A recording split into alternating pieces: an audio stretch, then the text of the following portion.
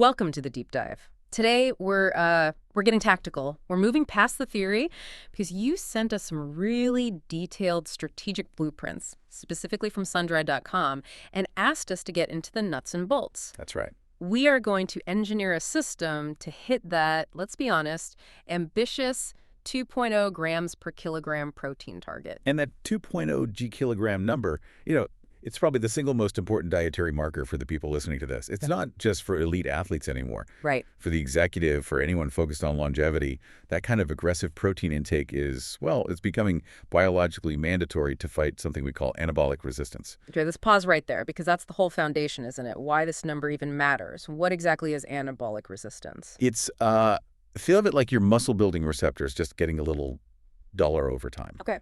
As we age, our cells need a much bigger, much louder signal, a higher dose of amino acids, to kick off the same muscle protein synthesis that a 20-year-old gets from, a pretty small meal. So what used to work, say, 1.2 grams per kilo, that's just not cutting it anymore. Not for maintenance, no. Hitting that 2.0 number is now what's needed just to hold on to the lean mass you have and prevent that sort of insidious decline of sarcopenia. That completely reframes the mission. This isn't about getting huge. It's about putting up a physiological defense. But, I mean, the logistics of pushing over 170 grams of protein every day, it's brutal. It is. You're talking about decision fatigue, potential GI issues, and just being so tired of eating the same thing. Palate exhaustion, yeah. Absolutely. The problem isn't a lack of protein sources. The problem is consistently eating that much lean protein every few hours without making food feel like a full-time job. So our mission today, using these sun-dried plans, is to pull out the actual architectural blueprints and the logistical hacks to make this doable. To make compliance almost inevitable. It's all about macro efficiency. All right, let's unpack this. And we have to start with the absolute cornerstone: timing, protein pacing. This is where almost everyone falls down when they try this. They treat their protein like a daily bank deposit. A lump sum. Exactly. They eat almost nothing all day and then try to dump, 120 grams of chicken at dinner and think the math works out. Your body doesn't work like that. So it's not a bank account. Not at all.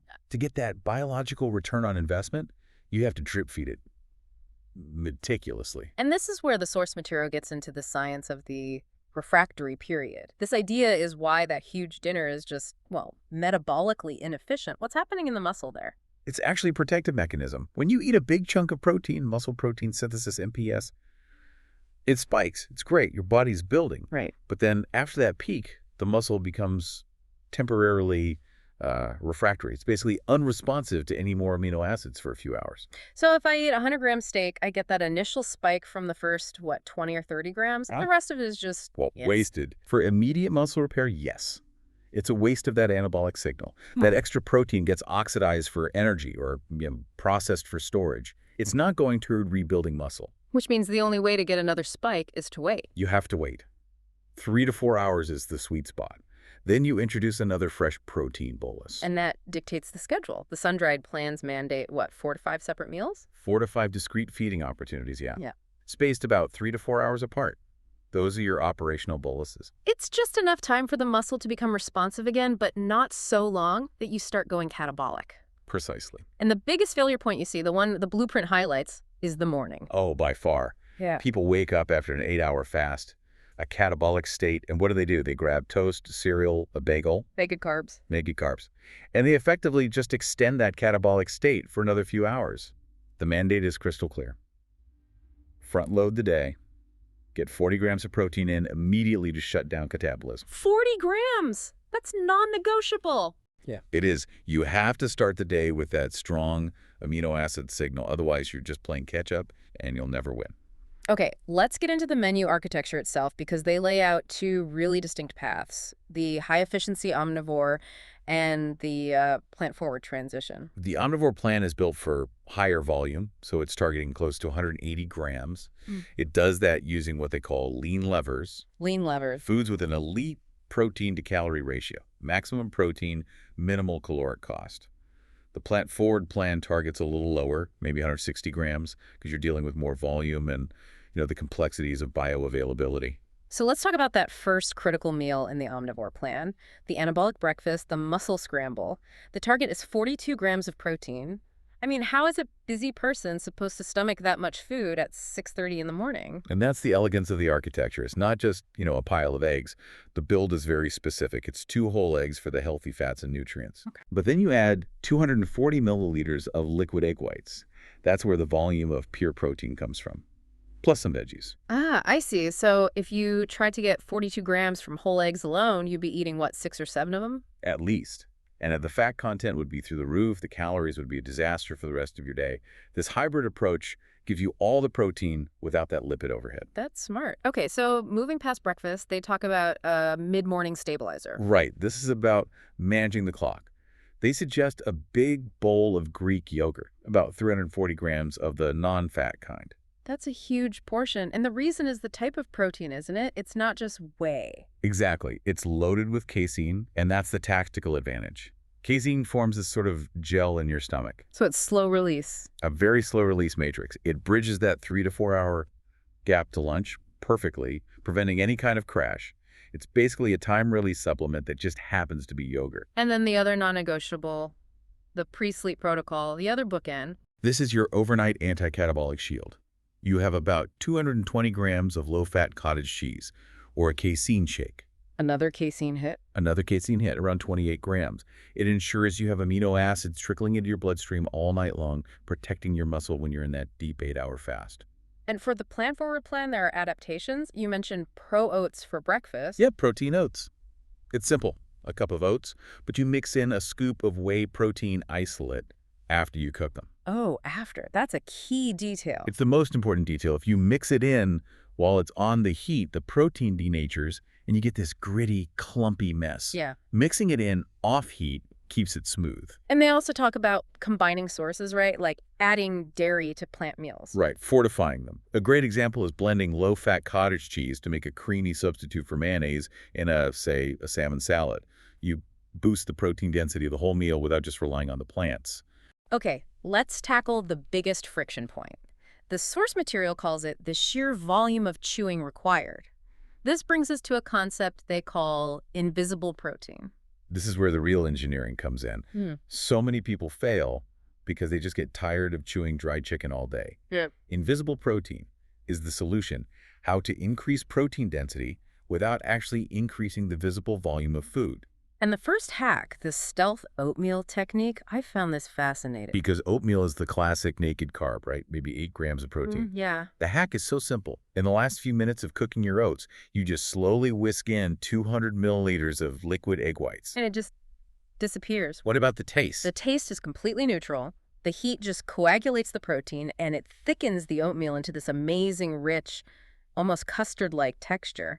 You've just added 20 grams of high-quality protein to your breakfast without even noticing. That is pure macro efficiency. It is. Then there's the hack for comfort food cravings, the anabolic Alfredo sauce. Yeah, because a traditional Alfredo sauce is a caloric bomb.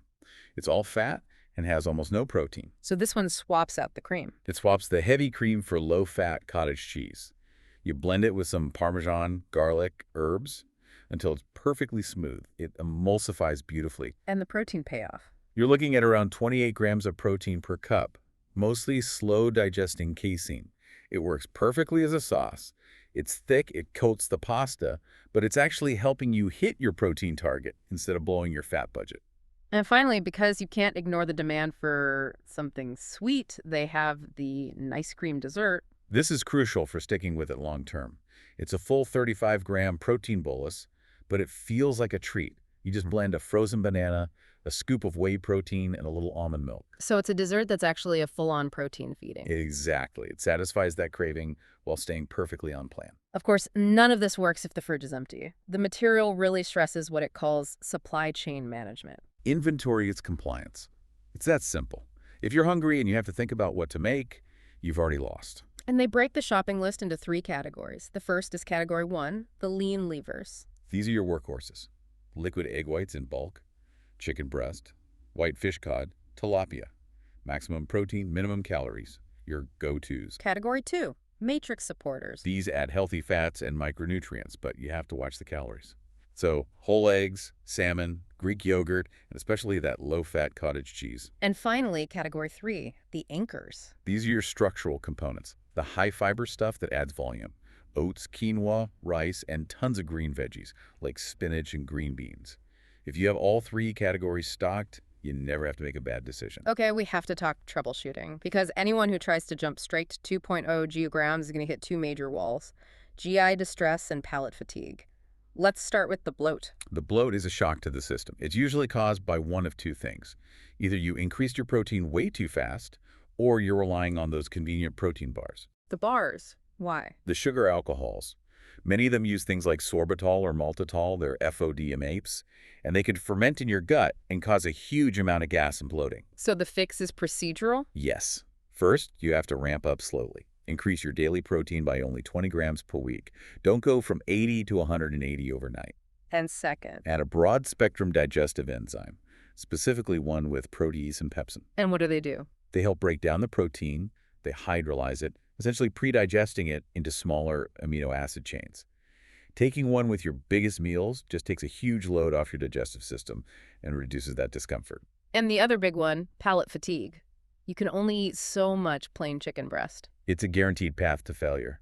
The fix is to oscillate. You have to deliberately switch between savory, sweet, and neutral flavors. Use your shakes and yogurt to break up the savory meat meals. And flavor your food smartly. Very smartly. Use things with big flavor but no calories. Hot sauce, mustard, vinegars, spices. Don't just pour on olive oil, which just adds a ton of fat you don't need. To wrap up the tactics, Sun-Dried offers some great shortcuts. The easy buttons. Right, the first one is the bookend strategy. If you can't manage a full 5-meal overhaul, just fix the start and end of your day. So the mussel scramble for breakfast. And the cottage cheese or casein shake before bed. Just those two changes can add 60 to 70 grams of high-quality protein to your day and protect you from catabolism when it's most likely. And then there's liquidity for when things go wrong. For a missed meal, yeah. Speed is key. Having a double scoop whey isolate shake ready to go that's 50 grams of protein fast.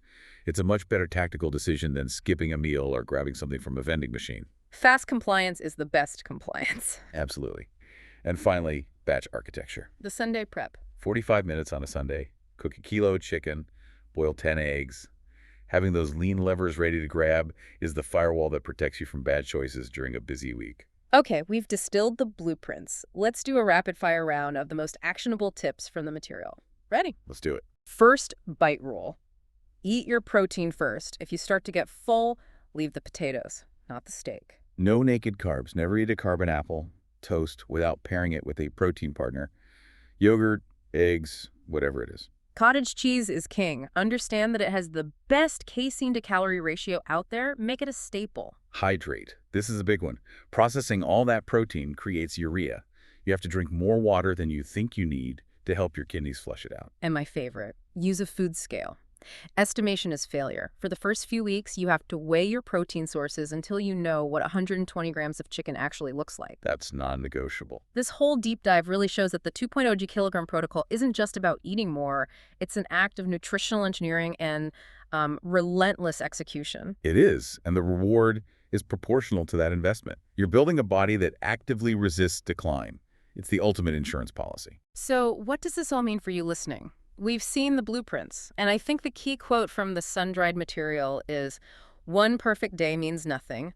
3 rinses of hitting your numbers changes your physiology." Consistency is everything. And look, if planning all this still feels like too much, consider the outsourcing option they mentioned. The meal prep service. But not just any service, one that caters specifically to macro-tracking athletes. They get the numbers right, it completely removes the friction, and just turns capital into compliance. It ensures your execution matches your strategy. That turns a logistical nightmare into a simple procurement problem. A brilliant takeaway.